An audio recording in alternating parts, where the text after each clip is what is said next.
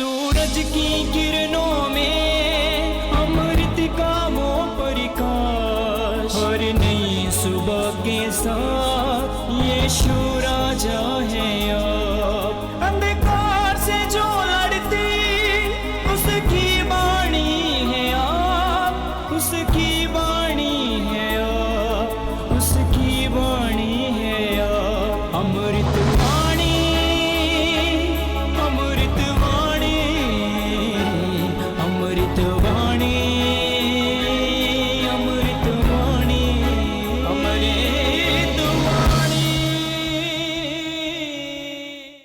पहला पाठ उत्पत्ति ग्रंथ अध्याय 49 पद संख्या 2 और 8 से 10 तक। याकूब ने अपने पुत्रों को बुलाकर कहा, एकत्र हो जाओ, मैं तुम लोगों को बताऊंगा कि भविष्य में तुम पर क्या बीतेगी। याकूब के पुत्रों, एकत्र हो जाओ और सुनो, अपने पिता इस्राएल की बातों पर ध्यान दो। हे यूदा, तुम्हारे भाई तुम्हारी प्रशंसा करेंगे। तुम्हारा हाथ शत्रुओं की गर्दन दबोच लेगा और तुम्हारे पिता के पुत्र तुम्हें दंडवत करेंगे। यूदा युवा सिंह के सदृश है। पुत्र, तुम शिकार कर लौटे हैं। वह सिंह पशुराज की तरह झुक कर बैठा है। उसे उत्तेजित करने का साहस कौन करेगा? राज्याधिकारी यूदा के पास से तब तक नहीं जाएगा, राजदंड उसके वंश के पास तब तक रहेगा, जब तक उस पर अधिकार रखने वाला ना आए। सभी राष्ट्र उसकी अधीनता स्वीकार करेंगे। यह प्रभु की वाणी है। ईश्वर को धन्यवाद।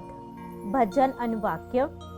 उनके राज्यकाल में न्याय फलेगा फूलेगा और अपार शांति सदा सर्वदा छाई रहेगी। उनके राज्यकाल में न्याय फलेगा फूलेगा और अपार शांति सदा सर्वदा छाई रहेगी। हे ईश्वर, राजा को अपना न्याय अधिकार, राजपुत्र को अपनी न्यायशीलता प्रदान कर, जिससे वह तेरी प्रजा का न्यायपूर्वक शासन करे और पदलितों की रक्षा करे। अनुवाक्य। उनके राज्यकाल में न्याय फलेगा फूलेगा और अपार शांति सदा सर्वदा छाई रहेगी। पर्वत और पहाड़ियां जनता के लिए शांति और न्याय उत्पन्न करें। वह पदलितों की रक्षा करेंगे और दरिद्रों की संतति का उद्धार करेंगे। अनुवाक्य।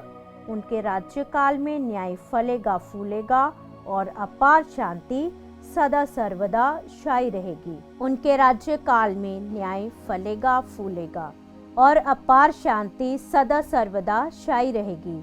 उनका राज्य एक समुद्र से दूसरे समुद्र तक, पृथ्वी के सीमांतों तक फैल जाएगा। अनुवाक्य। उनके राज्यकाल में न्याय फलेगा फूलेगा और अपार शांति सदा सर्वदा छाई रहेगी। उनका नाम सदा सर्वदा धन्य हो और सूर्य की तरह बना रहे। वह पृथ्वी के सब निवासियों का कल्याण करेंगे और समस्त राष्ट्र उन्हें धन्य कहेंगे। अनुवाक्य। उनके राज्यकाल में न्याय फलेगा फूलेगा और अपार शांति सदा सर्वदा छाई रहेगी। जय घोष।